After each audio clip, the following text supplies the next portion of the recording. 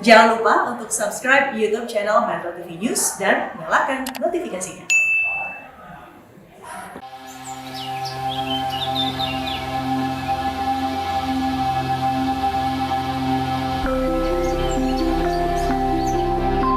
Kemegahan keajaiban dunia bersisian dengan kentalnya budaya.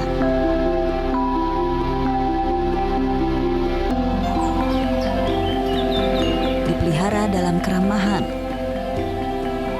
dan dikelilingi bentang alam yang indah menyejukkan mata dan jiwa. Bersama saya Amalina Lutfia, kita akan menjelajah Magelang di era new normal.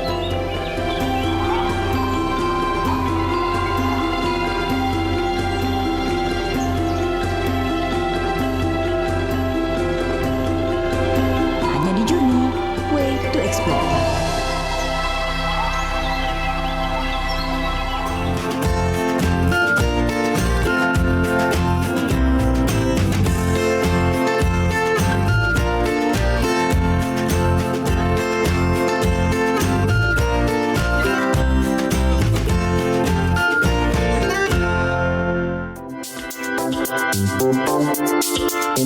Dalam Journey kali ini, saya akan mengajak Anda menuju ke kota yang kental akan budaya, Magelang. Tapi bukan dengan naik pesawat. Kali ini saya memilih perjalanan darat untuk menuju ke Jawa Tengah. Perjalanan menuju ke Magelang diawali dari Tol Cikampek, Jakarta. Dari Cikampek kita masuk ke gerbang Tol Palimanan. Tol Trans Jawa menjadi pilihan terbaik jalur darat menuju Jawa Tengah karena dapat mempersingkat waktu tempuh hingga setengah kali jalur biasa. Nah, tol ini dibangun oleh Kementerian Pekerjaan Umum dan Perumahan Rakyat dan telah dapat dinikmati oleh pengendara sejak tahun 2015. Terbentang sepanjang 116 km, tol ini adalah yang terpanjang ketiga di Indonesia. Di Jalan Tol Batang, kita akan menemui sebuah jembatan megah bernama Jembatan Kalikuto. Jembatan Pelengkung Merah ini memiliki peran penting menghubungkan dua kabupaten, Batang dan Kendal. Maka pembangunannya pun harus memenuhi fungsi kekokohan dan tentu estetika.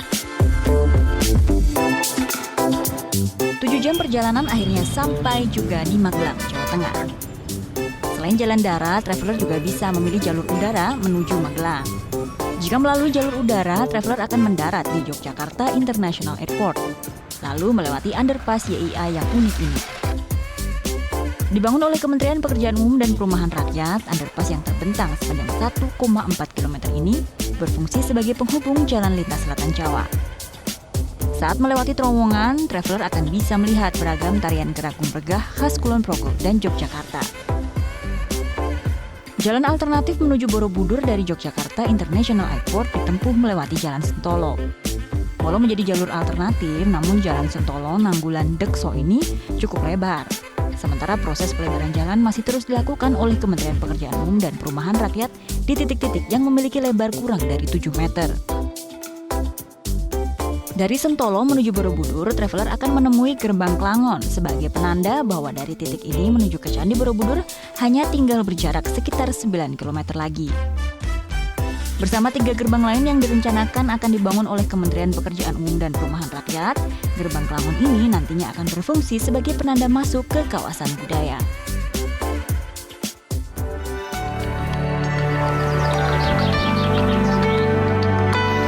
Lokasi pertama yang ingin saya jelajahi adalah Desa Wisata Candirejo. Candirejo adalah desa wisata pertama di wilayah sekitar Borobudur. Di homestay milik desa bernama Omahe Biung ini, saya akan menghabiskan malam di Candirejo.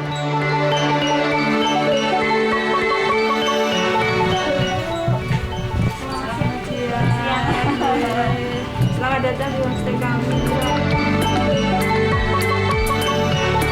Oke, jadi kita sudah sampai di namanya Desa Wisata Candirejo ya, Bu? Candirejo, iya. Candirejo, nanti kita nggak hanya tinggal di homestay ini, tapi juga eksplor sekitar desa. Saya boleh langsung masuk kamar, Bu? Oh, boleh, tapi cuci tangan dulu, Mbak. Oh, cuci tangan, Silakan, oke. di depan. Oh, ya, matur nuwun, Ibu. Ya.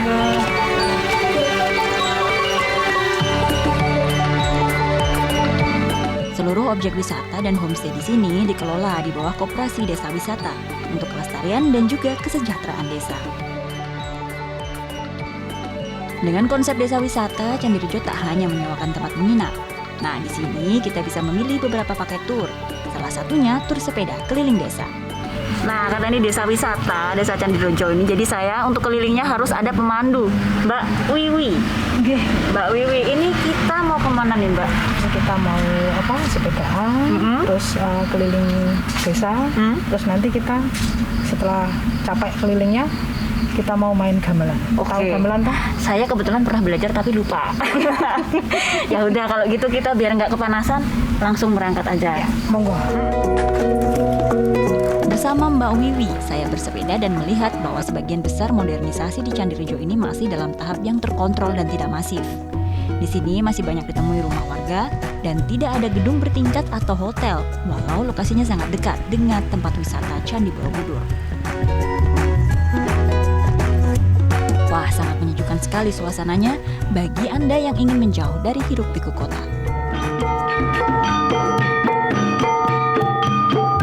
Mbak Wiwi lalu mengajak saya mampir ke lokasi gamelan.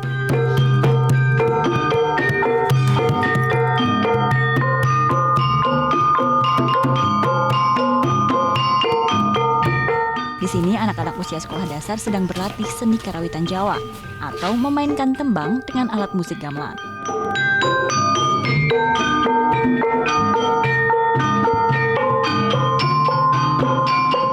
Mbak Lena mau nyoba main gamelan? Boleh, Mbak? Coba. Boleh. Ya wes. Bisa tak main gamelan? Insya Allah. Monggo silakan.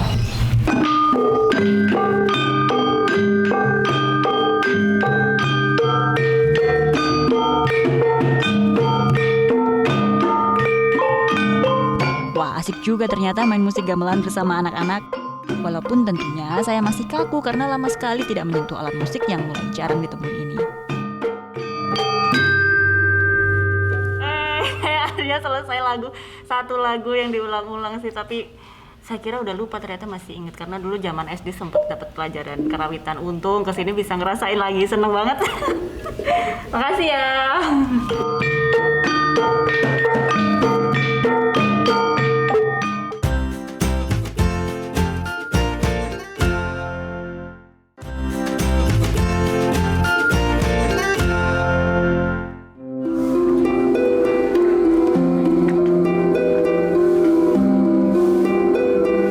Hari selanjutnya menjelajah Magelang. Tujuan saya menyaksikan matahari terbit. Nah, Punduk Setumbu ini adalah salah satu lokasi paling indah untuk melihat sunrise di langit Magelang. Setelah membayar tiket di loket sebesar Rp20.000 dan melalui protokol kesehatan di tempat wisata, saya diizinkan masuk. Trekking menuju ke puncak Punduk Setumbu dimulai dengan penerangan lampu jalan yang remang-remang. Namun untungnya jalan yang saya tempuh sudah disemen dan tidak lagi berupa tanah. Tidak sampai setengah jam mendaki, akhirnya sampai juga di puncak Punduk Setumbu. Jalan dan berbagai fasilitas di Punduk Setumbu mengalami perbaikan dan penataan secara bertahap oleh Kementerian Pekerjaan Umum dan Perumahan Rakyat di tahun 2017 dan 2018 lalu. Tepat pukul 6 pagi akhirnya sunrise yang ditunggu pun muncul. Semburat warna merah yang indah muncul di sela-sela dua gunung, Merapi dan Merbabu. Jika ingin menyaksikan sunrise, traveler harus cermat mengecek jadwal dan datang paling tidak pukul 5 pagi agar tidak kelewatan dan mendapat spot bagus jika ingin foto.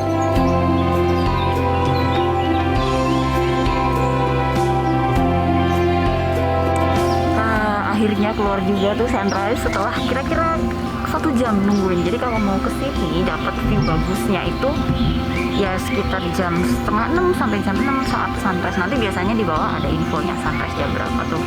Bagus banget kalau dapet.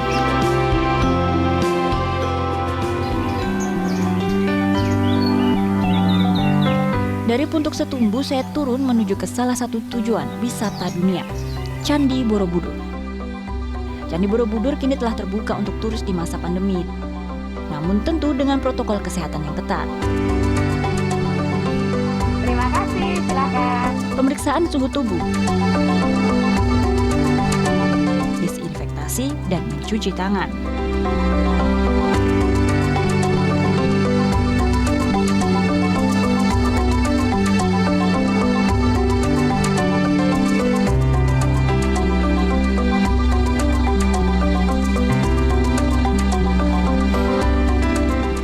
wisatawan domestik, tiket masuk ke Candi Borobudur adalah Rp50.000 atau $45 untuk turis asing.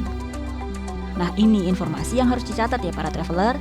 Untuk meminimalisir kontak langsung dan menyentuh barang asing, selain membeli tiket langsung di loket, traveler bisa memilih untuk membeli tiket secara online. Atau ini nih yang paling mudah dan aman, masuk menggunakan uang elektronik. Sangat mudah kan? Selamat pagi Mbak, selamat datang di Komplek Taman Wisata Candi Borobudur. Apabila akan naik sampai dengan zona 1 atau halaman candi, wajib menggunakan pemandu wisata. Oh, oke. Ya. Kalau gitu karena kita mau pengen naik ya. Iya. Semaksimalnya kita bisa naik. Baik. Sama Pak, murah ya Pak? Sama saya murah. Ya, baik. Kita boleh Ya, kita langsung kemana? ke candinya. Oke.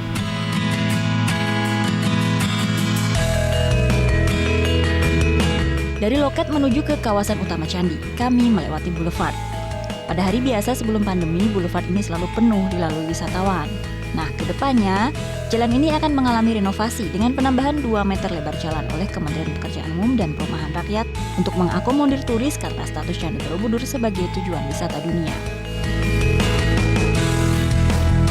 Di masa pandemi ada pembatasan yang harus ditaati. Pertama, pengunjung hanya dapat melihat candi dari halaman. Dan jika ingin masuk ke dalam kompleks candi, harus menyewa jasa guide resmi. Di dalam pun, pengunjung akan dipatasi hanya 140 orang yang boleh masuk dalam satu waktu. Ada aturan apa aja sih Mas selama COVID ini kalau untuk yang di sini? Iya, ada pembatasan jarak juga, jadi pengunjung disebar sebagaimana rupa. Kita ini ke kanan, pengunjung yang lain ke kiri begitu. Kemudian pesan-pesan pelestarian juga sangat penting, di mana Borobudur ini usianya sudah 1.400 tahun, jadi pengunjung dimohon dengan sangat kesadarannya selama naik ikuti aturan yang ada, tidak boleh pegang stupa, tidak boleh pegang relief, kemudian tidak boleh duduk-duduk, dan masih tradisi yang sangat kuat sekali di Indonesia, orang masih suka pegang-pegang patung itu, padahal itu cuma mitos ya. Jadi itu nggak benar. Jadi seperti itu, sehingga harapannya Borobudur akan tetap lestari, antara pariwisata dan pelestarian itu tetap dapat berkesinambungan. 2 kali mengunjungi Candi Borobudur tidak membuat saya bosan, justru semakin takjub dan terkesan dengan kemegahan peninggalan sejarah yang masih kokoh berdiri ini. Lanjut berkeliling komplek candi. Nah, belum banyak nih traveler yang tahu bahwa di dalam lingkungan Candi Borobudur juga banyak lokasi wisata pendukung. Salah satunya Museum Samudra Raksa yang terletak di utara candi. Selamat siang, selamat datang di Rumah Samudra Raksanya. Sama masuk ke dalam sana. Di dalam Museum Samudra Raksa ini ada kapal yang dibangun berdasar relief yang ada di Candi Borobudur. Dibangun di Ghana, kapal ini telah melakukan napak tilas pelayaran dari Samudra Hindia menuju ke Accra, Ghana pada tahun 2003 hingga 2004 lalu. Selain kapal, yang menarik perhatian dari museum ini adalah adanya layar digital yang dapat merespon gerakan atau interaksi dengan pengunjung. Layar berada di lantai dan juga di dinding. Nah, khusus di bagian dinding, layar ini memutar film animasi yang menunjukkan sejarah kemaritiman Indonesia. Sangat menarik apalagi untuk anak-anak usia sekolah.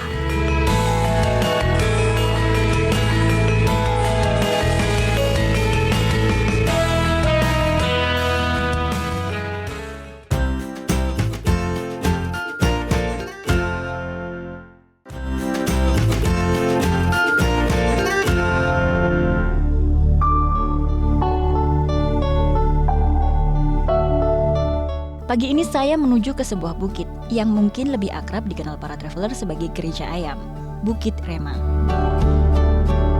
Di era new normal ini, Bukit Rema juga telah membuka kunjungan wisatawan dengan protokol kesehatan. 35 monggo, silakan masuk. Memasuki ruangan gedung, pengunjung akan disuguhi foto-foto sejarah pembangunan rumah ibadah ini. Gedung ini terdiri dari 7 lantai. Di lantai atas dibuka kedai untuk para traveler beristirahat dan menikmati singkong dari warga setempat, sekaligus kopi Magelang.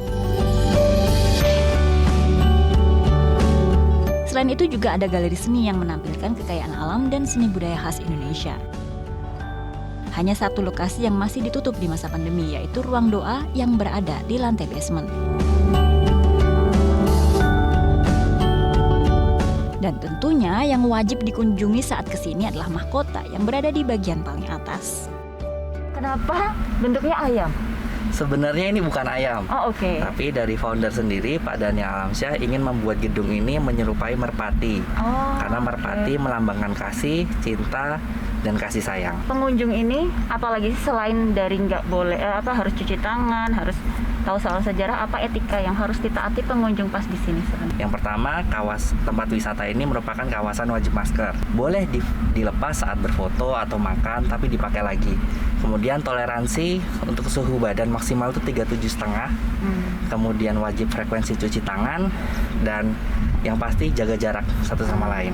Saya kan baru pertama kali ke Ya. sini. Waktu yang bagus tuh jam berapa dan spot foto yang bagus tuh di mana, Mas? Kalau jam bagusnya pagi-pagi jam 8 sampai jam 9 itu bagus. Jadi cerah seperti ini. Kalau sore hari juga sangat bagus. Kalau gitu saya mau foto-foto dulu, lihat ini ya.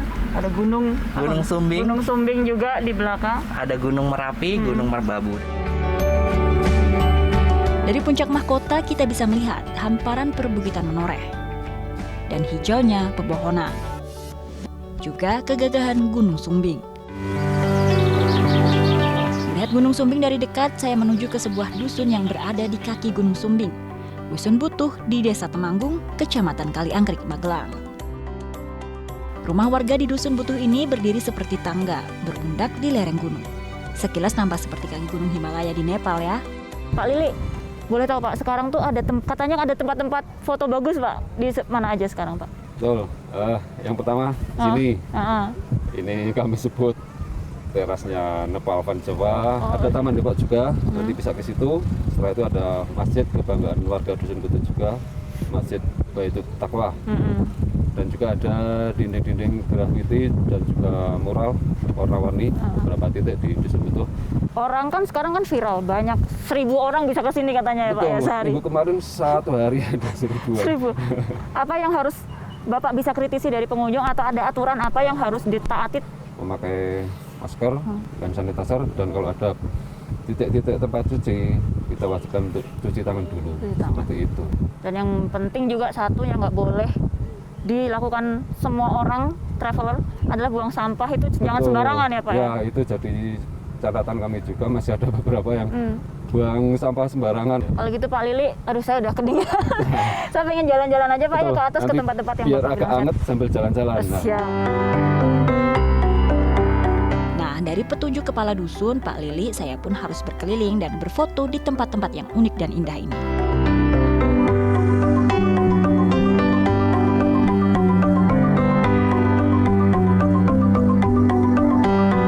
Sepanjang perjalanan saya mendaki melewati rumah warga. Di beberapa rumah terdapat grafiti yang cantik juga nih untuk dijadikan spot foto. Hampir setiap sudut desa Kaliangkri memiliki pemandangan yang indah dan tidak ada duanya. Dijamin puas foto-foto bagi para traveler yang hobi hunting foto atau sekedar selfie. Setelah mendaki jalan yang cukup curam, saya beristirahat di base camp pendakian Gunung Sumbing, Simfoni Sumbing.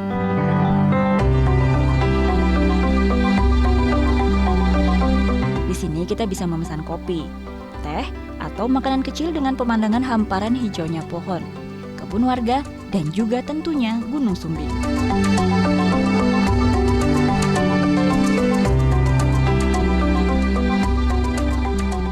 Ini adalah perhentian terakhir rute jalan-jalan saya di Dusun Butuh.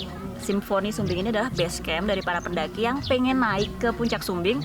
Persiapannya ada di base camp ini nih. Nah, tapi nggak cuma buat pendaki, kita sebenarnya juga bisa ke sini sekedar nonton pemandangan, menikmati dinginnya Dusun Butuh dan juga ngopi di sini. Mari Mas, monggo.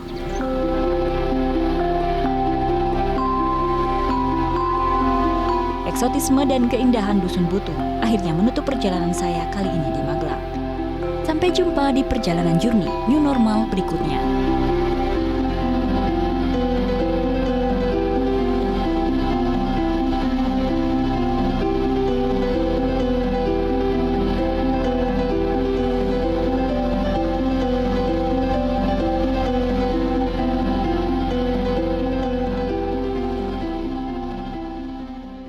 Metro TV, knowledge to elevate.